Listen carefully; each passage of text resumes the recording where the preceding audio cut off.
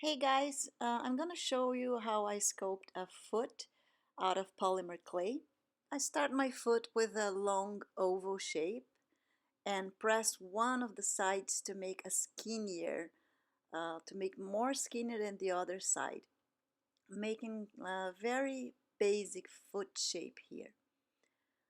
The size of the foot is equal to the forearm of your sculpture.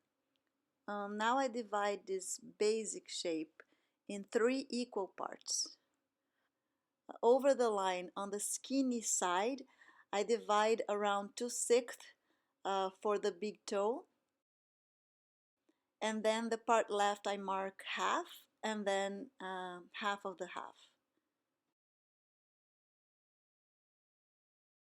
Now for this line that forms the big toe, I'm going to make a point around 1/3 of it, and from this point I meet up this side and then go all the way to the other side of the line.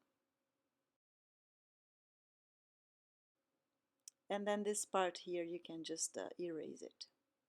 Now let's carve the arches. So in this center section, I carve an arch on the inside part of the foot that is under the big toe. And this arch we can see from the side and from the bottom of it. And the arch keeps on coming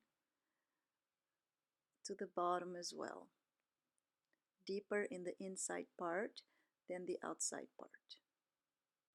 Now I'm going to make a groove over this line,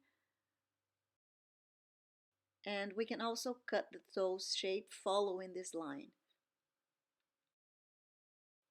And let's separate these toes, going all the way to the other side so we can see their sizes. Okay, now I'm going to carve the top of the toes to make them skinnier, making another arch here, letting the big toe larger and slowly getting thinner once we reach the pinky toe.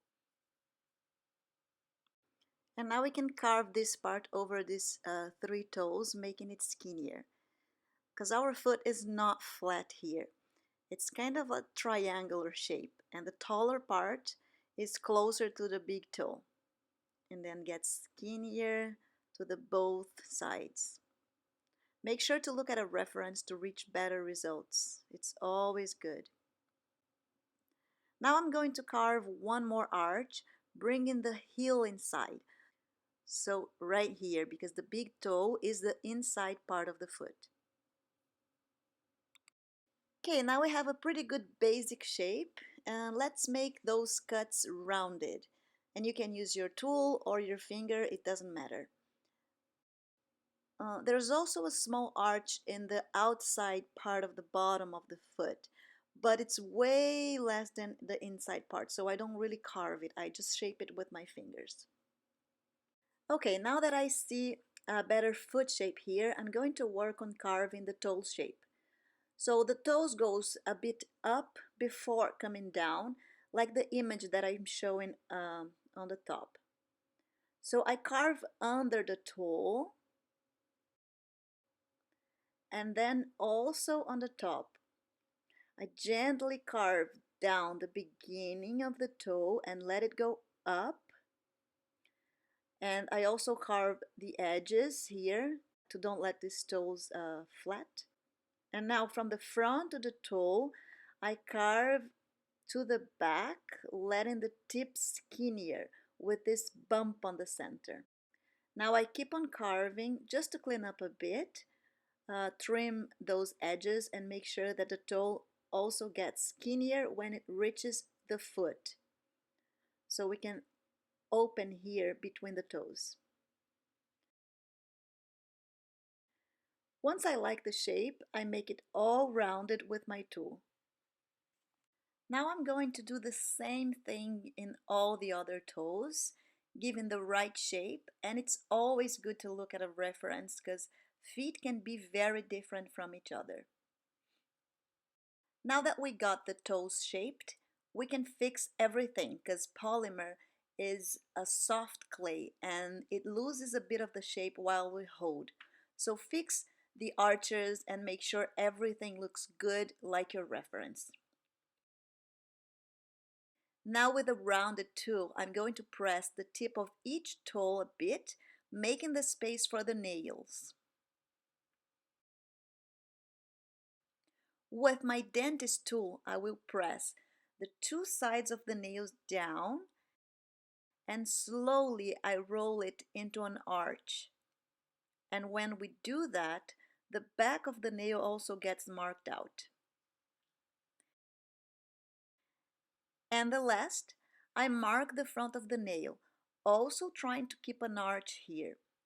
So the sides I mark from the top and this part I mark from the front. And now I'm going to do the same thing in all the other toes.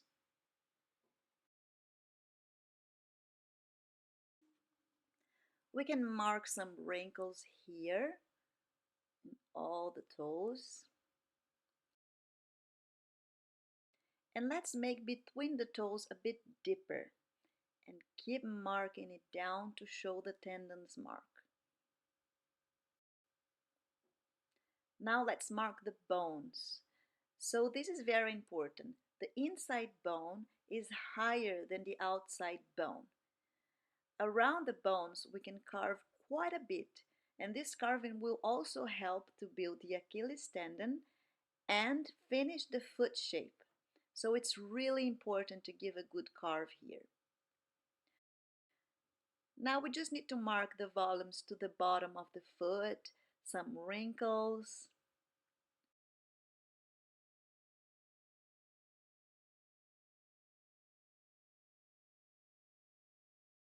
And that's it. Well, depending on the pose, you can bring a toe up or make a tippy toe, or if it's a female wearing heels, it goes like this. And now I'm gonna bake the foot for 15 minutes on 130 Celsius degree oven. And now it's ready to be painted. I'm using Genesis to paint. I will start by adding the shades to the deeper parts. I used a darker skin color mixed with burnt umber. To shade, I dissolved the paint in a bit of coconut oil, add to where I want it to be darker, and spread it with a dried brush. I added between the toes, to the wrinkles, around the nails. This next step is not necessary, but if you want to make more realistic, you can add some veins. I used blue vein and dissolved with a lot of coconut oil to make it lighter. And after painting, I also gently brushed with a dried brush. After this layer, I baked for 8 minutes, 130 Celsius degrees, so I can add the next layer without messing this one up. Now that this is baked, I'm going to add the reds. I'm using Pyrrole red, also dissolved, and again, spreading with a dried brush. I add it to the tip of the toes, over the wrinkles here, bottom, bone, and everywhere that you want to make the foot look reddish. It's always good to look at your references. I'm making a very simple painting so you can see that you don't need to do a lot to make it look good.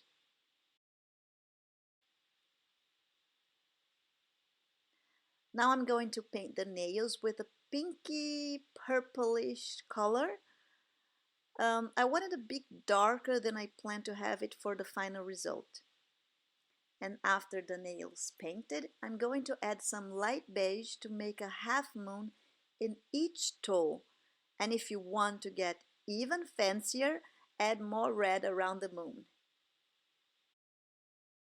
And now let's bake this another layer for 8 minutes.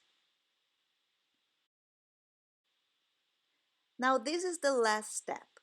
Now that I baked, I'm going to add some liquid clay to the nails, and with a translucid polymer clay, I'm going to put nails to all my toes. don't make them too thick so the clay gets more transparent once baked.